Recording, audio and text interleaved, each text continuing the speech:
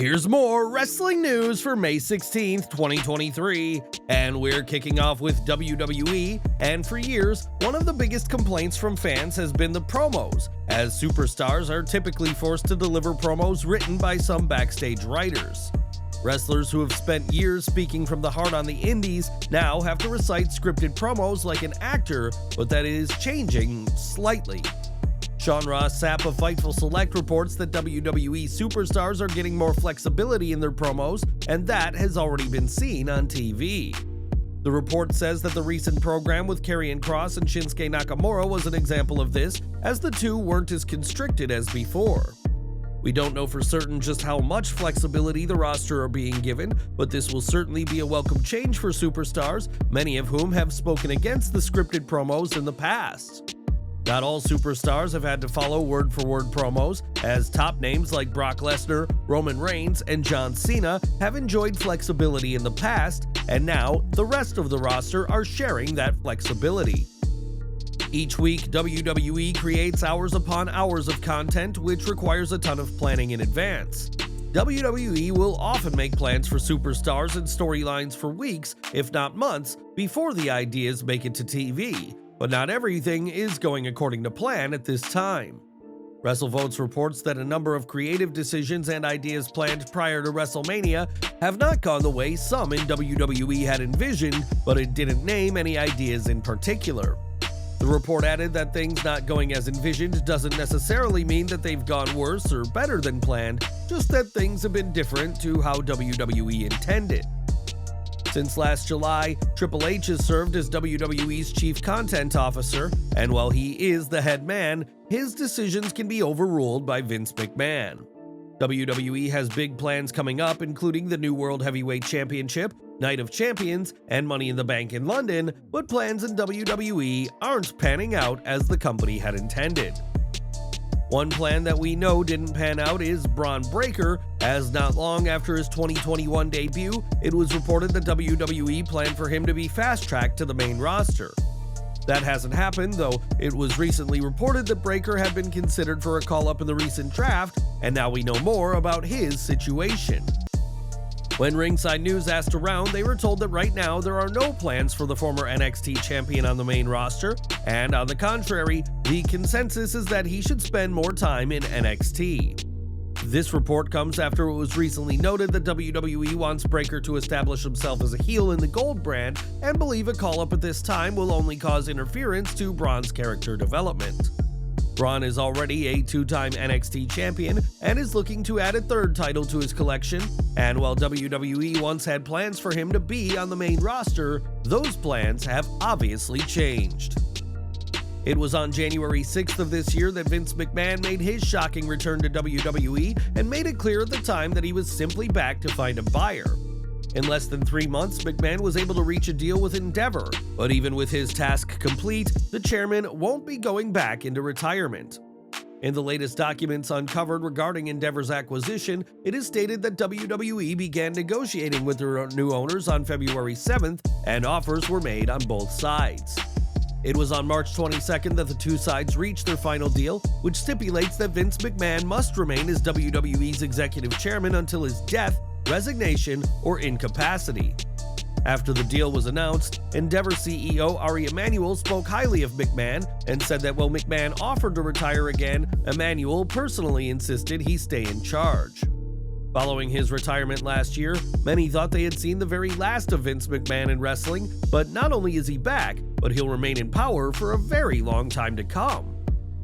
For years, Conor McGregor has teased joining with WWE, and after the merger with UFC was announced earlier this year, teased challenging for the WWE Championship. McGregor shared a photo with him holding that title, as well as the UFC Heavyweight Championship, and Paul Heyman responded by calling the Notorious One a Roman Reigns wannabe. McGregor and Reigns are two of the biggest names in their respective professions, but even if the Irish fighter signs with WWE, don't expect a match, according to Eric Bischoff. On his 83 Weeks podcast, Bischoff said that while he can see McGregor in WWE, he can't see him facing Reigns, and argued that the size difference would make the match unbelievable. Bischoff said that Reigns could pick McGregor up and put him in its pocket, and questioned whether WWE would, quote, prostitute Roman Reigns in a championship for an attraction match. Reigns has been so dominant in recent years that it's hard to see WWE booking him to lose to McGregor, but is this a feud you'd like to see? Sound off in the comments. This week, NBCUniversal and Fox gave their Upfront presentations, in which the two networks gave audiences a glimpse into the future of their programming. Of course, Fox is the home of SmackDown, while NBCU hosts Raw and NXT on the USA Network, which is why it was surprising that there was very little focus on WWE content. Fox made zero mentions to SmackDown during their presentation, while the only nod to WWE at NBCUniversal was that clips were used to promote Peacock, and why was Vince McMahon's company snubbed? Some have suspected that this is a sign that both networks are considering parting ways with WWE, but now it appears that this isn't the reason why. PW Insider reports that both presentations were created by the entertainment divisions of NBCU and Fox, while WWE programming is considered part of the sports division in both networks. NXT's deal with the USA Network will expire this September, while the deal for Raw ends at the end of this year, and for SmackDown, the Blue Brand's contract is up in 2024.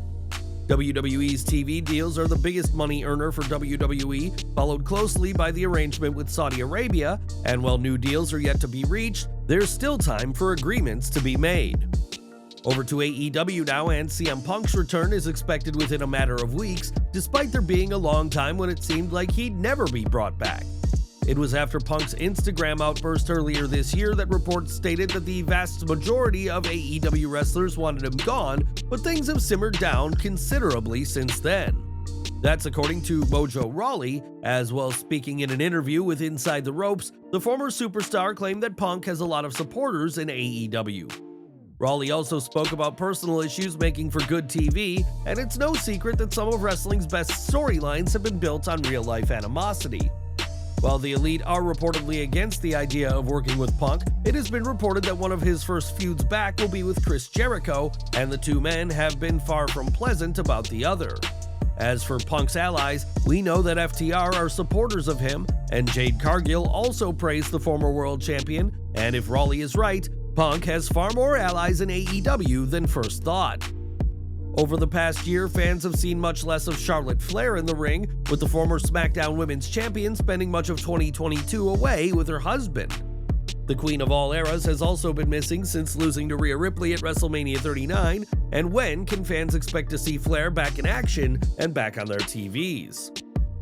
Well, according to a report from PW Insider Elite, Flair is currently listed as a featured name for a WWE live event in White Plains, New York, which is scheduled to take place in early June.